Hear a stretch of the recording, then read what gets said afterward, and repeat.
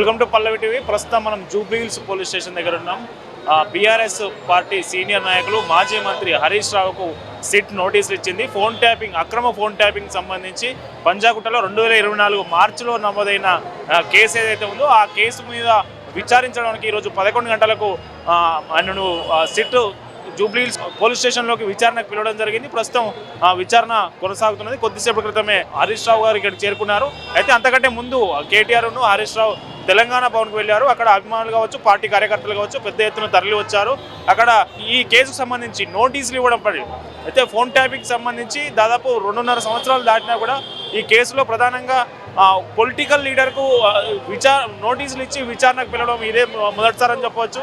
ఎందుకంటే గతంలో అనేక సార్లు అధికారుల విచారణ పూర్తయింది తప్ప పొలిటికల్ లీడర్లను ఎవరిని విచారించిన సందర్భాలు లేవు. అయితే ఇప్పుడు రాష్ట్ర రాజకీయాల్లో కీలకంగా మారిన ఈ సిట్ విచారణకు హైదరాబాద్ కమిషనర్ ఆఫ్ పోలీస్గా సజ్జల ఎప్పుడైతే బాధ్యతలు తీసుకున్నారో ఆయన బాధ్యతలు తీసుకున్న తర్వాత సిట్ బృందానికి కూడా ఆయనే నేతృత్వం వహిస్తూ ఉన్నారు.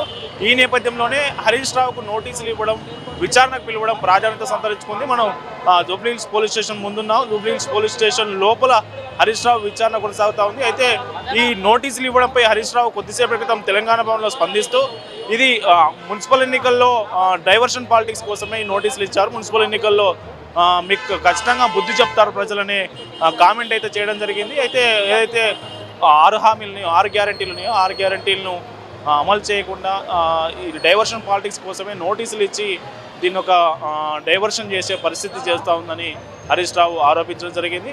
అయితే మొత్తానికైతే ఈయన విచారణకు హాజరయ్యారు. నోటీసు తీసుకున్న నేపథ్యంలో విచారణకు హాజరయ్యారు. విచారణలో సిట్ సిపి సజ్జనార్ నేతృత్వంలో సిట్ ఏదైతే ఉందో స్పెషల్ ఇన్వెస్టిగేషన్ టీం, ఆ టీం ఏమేమి క్వశ్చన్లు అడగబోతోంది, ఆయన స్టేట్మెంట్ను ఎట్లా రికార్డ్ చేయబోతుంది అనేది ఉత్కంఠగా మారింది. మరోవైపు రాష్ట్ర సీఎం రేవంత్ రెడ్డి దావోస్ పర్యటనలో ఉన్నారు. వరల్డ్ ఎకనామిక్ ఫోరం సదస్సులో అటెండ్ కావడానికి ఆయన దావోస్ పర్యటనకు వెళ్ళారు. ఆయన దావోస్ పర్యటనకు వెళ్ళడం, ఇక్కడ సిట్ నోటీసులు ఇష్యూ కావడం, నిన్న సాయంత్రం సిట్ నోటీసులు ఇష్యూ చేసింది. కోకాపేటలోని ఆయన నివాసానికి వెళ్ళి ఇంట్లో నోటీసులు ఇచ్చింది. హరీష్ రావు నిన్న జిల్లా పర్యటనలు ఉండగా నోటీసులు ఇంటి దగ్గర కోకాపేటలో నివాసంలో నోటీసులు అంటించడం జరిగింది. ఆ నోటీసుల ప్రకారమే ఆయన జిల్లా పర్యటన రద్దు చేసుకొని ఈరోజు హైదరాబాద్కి వచ్చి తెలంగాణ భవన్లో మాట్లాడిన తర్వాత మళ్ళీ ఇప్పుడు జూబ్లీ హిల్స్ పోలీస్ స్టేషన్లో విచారణకు హాజరు కావడం జరిగింది. ఈ విచారణలో ఏమేమి క్వశ్చన్లు అడగబోతోంది సెట్టు, ఆయన ఎట్లా స్పందించబోతా ఉన్నారు అనే దాని మీద ఉత్కంఠభరితంగా మారింది.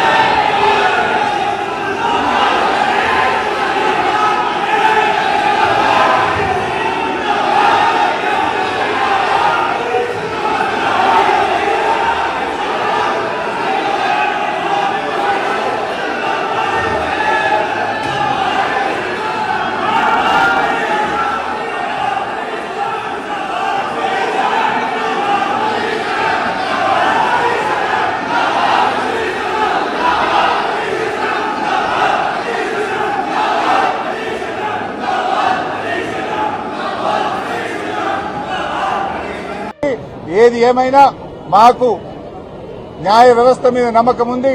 చట్టపరంగా పోరాడతాం. నీ నోటీసులకు, నీ కేసులకు బీఆర్ఎస్ భయపడదు. నీ తాటాకు చెప్పులకు అసలే భయపడదు.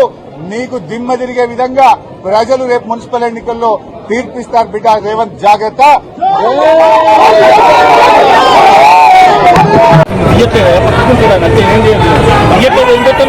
పక్క పెట్టేశారు.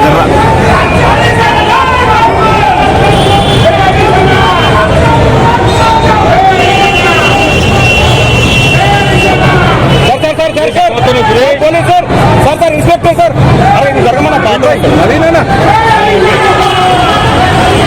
సార్ సార్ హరిషానా హరిషానా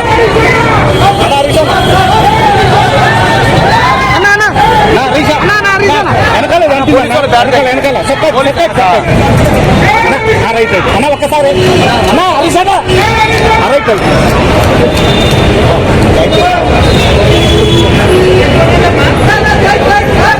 హలో ఫోన్ పక్కకుండా జరిగే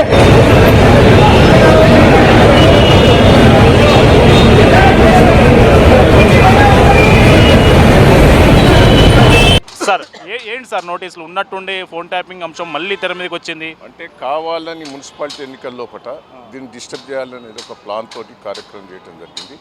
కాళేశ్వరం అన్నారు, కేటీఆర్ మీద కేసు అన్నారు. గతంలో 2 ఏళ్ల బట్టి ఫోన్ ట్యాపింగ్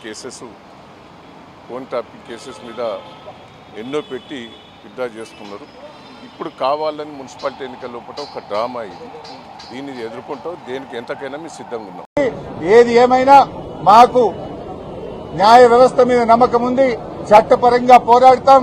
నీ నోటీసులకు, నీ కేసులకు బీఆర్ఎస్ భయపడదు. నీ తాటాకు చెప్పులకు అసలే భయపడదు. నీకు దిమ్మ తిరిగే విధంగా ప్రజలు రేపు మున్సిపల్ ఎన్నికల్లో తీర్పిస్తారు బిడ్డ. రేవంత్ జాగ్రత్త.